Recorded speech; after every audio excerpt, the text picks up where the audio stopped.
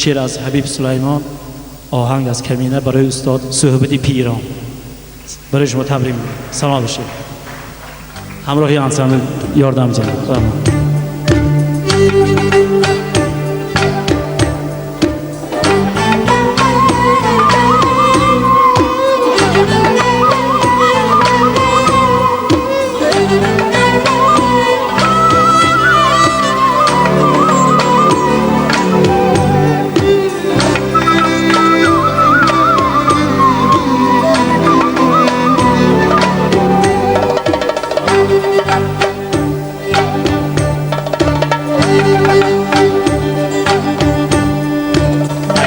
حلاوت را بیا از صحبتی پیران طلب،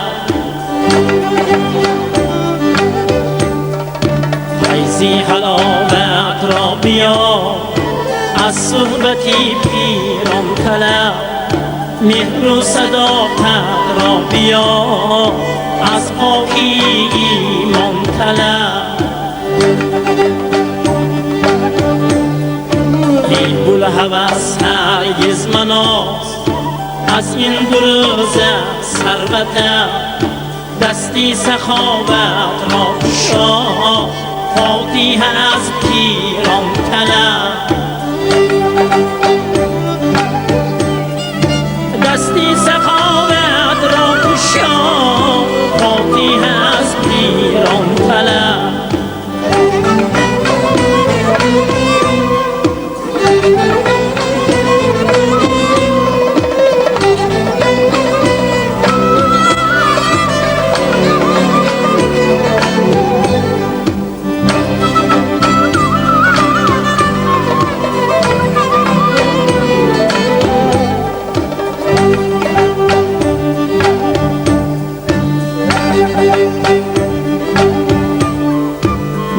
سفیدش را ببین از عمر خود یا بی خبر،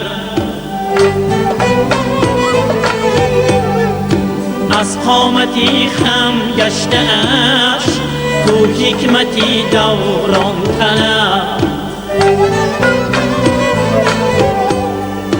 بس ناسپاسی ها ببین بس کاری و کردی نگر، چشمی هنر از نوشا و دولتی پیران طلب. چشمی هنر از نوشا و دولتی پیران طلب.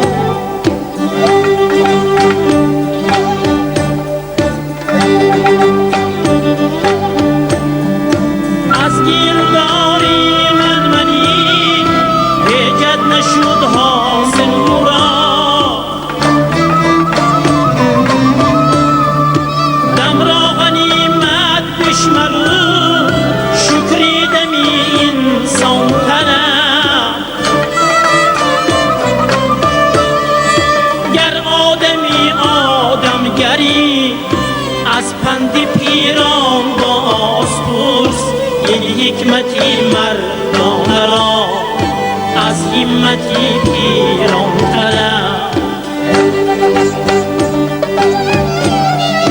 این حکمتی مردانه را از همتی پیران طلب.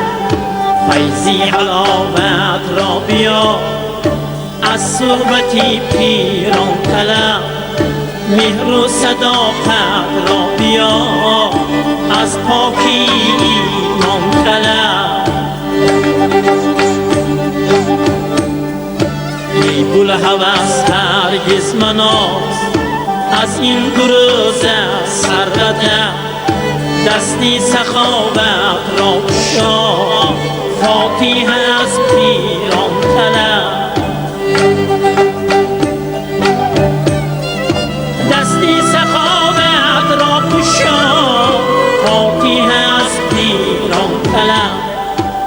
از دولتی پیران طلب از پاکی